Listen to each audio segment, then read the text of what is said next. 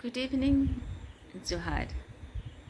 आशा है आप सभी कुशल हैं। आज मैं एक सच्ची घटना के बारे में आप सबों को बताने जा रही हूँ। आज एक कक्षा में किसी बच्ची को प्यास लगी। उसने दूसरी बच्ची से कहा कि तुम अपना बोतल पास करो। जैसे ही उसने कहा पास करो, जिसके पास बोतल था उस बच्ची ने उसे जोर से फेंक कर पास किया। उस बोतल को जिस लड़की को पकड़ना था वो नहीं पकड़ पाई और सीधे खिड़की के गिलास में लग गया और खिड़की का गिलास चकनाचूर होकर टूट गया। प्रियो, ये घटना हमें बहुत बड़ी सीख देती है। जीवन में इसी प्रकार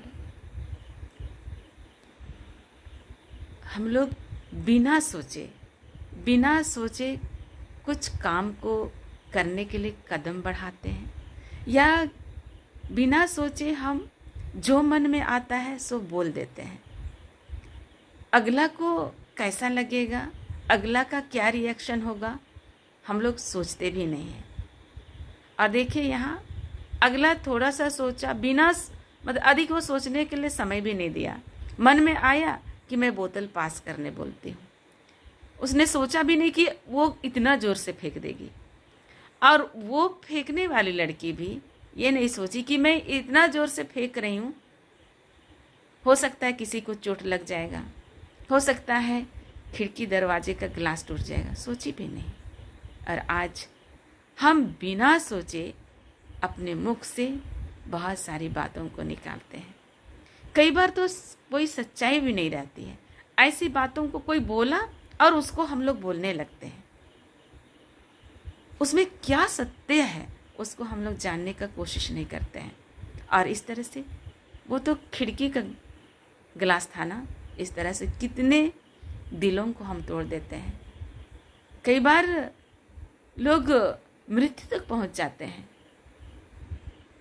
हमारी जुबान में इतना ताकत रहता है, और भी ना समझी वाला ताकत, न समझ वाला ताकत, जो दूसरों को बहुत अधिक हानि पहुंचाता है।